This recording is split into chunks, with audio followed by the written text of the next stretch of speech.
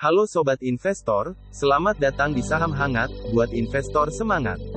Tempat belajar investasi saham. Bersama saya, Maman yang keren, ramah, baik hati dan tidak sombong.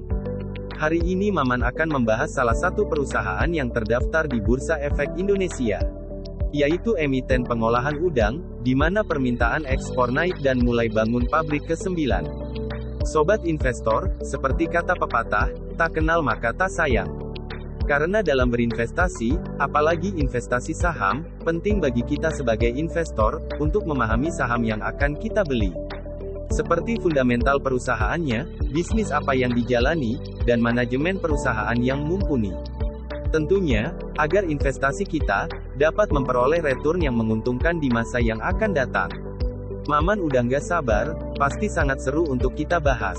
Langsung saja kita cek untuk lebih jelasnya. Mari kita lihat terlebih dahulu profil perusahaannya. Selama 24 tahun, merupakan salah satu perusahaan terdepan di industri pengolahan udang, pembekuan udang dan perdagangan.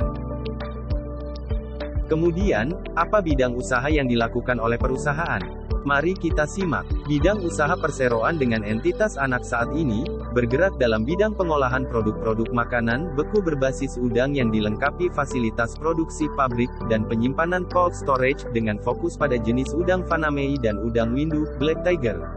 Sobat investor sudah tahu belum apa saja produk perusahaannya? Tenang, bagi yang belum, akan kita bahas. Ini dia Sobat investor, produk-produk dari perusahaan. Mari kita bahas. Produk usaha perseroan dengan penjualan jenis udang Windu, Black Tiger, dan udang Fanamei yang diolah sehingga mempunyai nilai tambah dan kualitas ekspor. Peningkatan kualitas juga dibarengi dengan perluasan fasilitas produksi yang terus dilakukan, sehingga dapat meningkatkan daya saing dan memenuhi permintaan pasar serta peningkatan volume ekspor dari tahun ke tahun. Nilai tambah produk usaha perseroan saat ini sudah diakui dan mendapatkan pengakuan dari lembaga sertifikasi yang menjamin kualitas produk dengan predikat 4 star dari BAP dan menjadikan perseroan urutan kedua terbanyak penerima predikat 4 star di Indonesia. Produk usaha perseroan diuraikan sebagai berikut. Pertama, produk komoditas.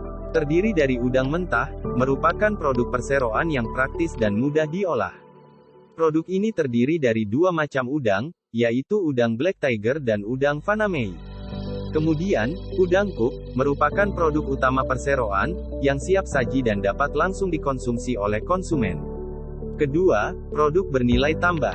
Terdiri dari breaded shrimp, merupakan produk dengan roti udang handmade dengan proses yang diatur dari segi ukuran, berat maupun warna roti. Sushi ebi shrimp, merupakan produk udang organik, bebas kimia dan dalam kemasan yang menarik, dengan pangsa pasar ekspor ke Jepang untuk dibuat nigiri sushi atau maki sushi. Nobashi shrimp, merupakan produk udang yang telah dikupas sesuai dengan berat dan ukuran dengan tampilan direntangkan yang diolah menjadi tempura atau jenis hidangan lain sebelum dikonsumsi. Raw tempura shrimp, merupakan produk yang memerlukan proses lanjutan dari Nobashi shrimp dengan resep khusus supaya lebih garing setelah digoreng. Cook shrimp ring, merupakan produk udang siap saji dan siap disantap dengan saus koktail atau saus lainnya dan sudah digemari di Amerika Serikat. Garlic butter marinated shrimp, merupakan produk udang beku organik dan bebas kimia serta mudah dimasak dengan saus garlic butter. Pangsa pasar produk ini sudah terkenal di Amerika Serikat. Bagaimana Sobat Investor, sudah tahu belum apa nama perusahaannya? Kalau belum, terus simak pembahasannya, jangan sampai terlewatkan. Selanjutnya, kita akan membahas kinerja keuangan perusahaan. Dari sisi laporan laba rugi, perusahaan membukukan peningkatan kinerja pada kuartal 3 tahun 2022. Penjualan dan laba bersih perseroan tercatat naik hingga akhir September tahun 2022. Perusahaan tercatat membukukan penjualan bersih senilai 140,49 juta dolar Amerika hingga kuartal 3 tahun 2022. Penjualan bersih naik 9,13% dibandingkan kuartal 3 tahun 2021, yang sebesar 128,73 juta dolar Amerika. Laba bersih perusahaan juga tercatat naik 0,47% dari 8,53 juta dolar Amerika di kuartal 3 tahun 2021, menjadi 8,57 juta dolar Amerika di kuartal 3 tahun 2022. Dari sisi neraca keuangan, hingga akhir kuartal 3 tahun 2022, perusahaan mencatatkan peningkatan jumlah aset menjadi 296 juta dolar Amerika, dari 269 juta dolar Amerika di akhir tahun 2021.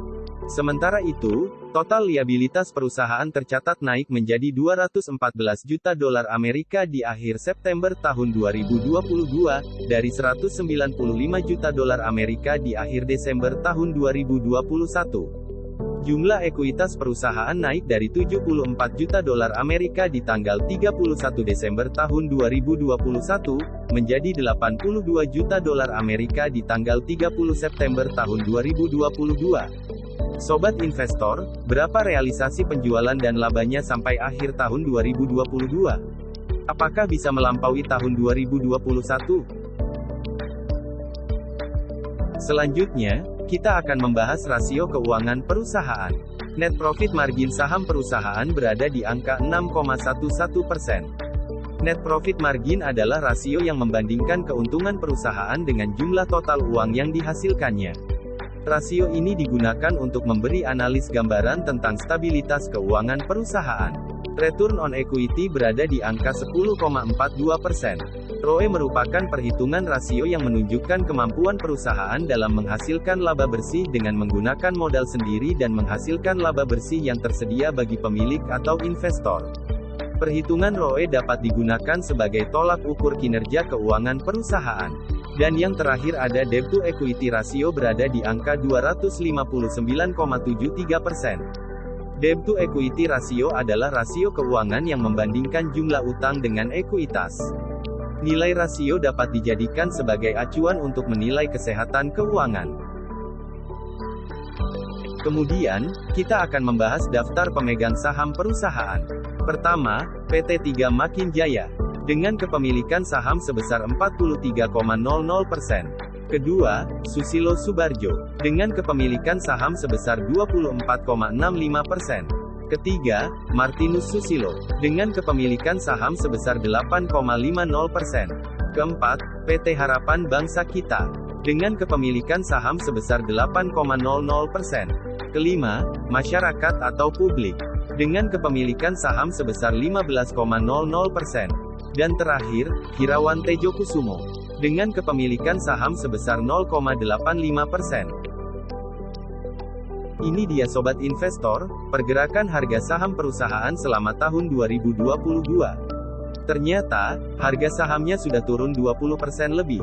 Dari harga Rp490 per lembar saham di awal tahun, sekarang menjadi Rp384 per lembar saham.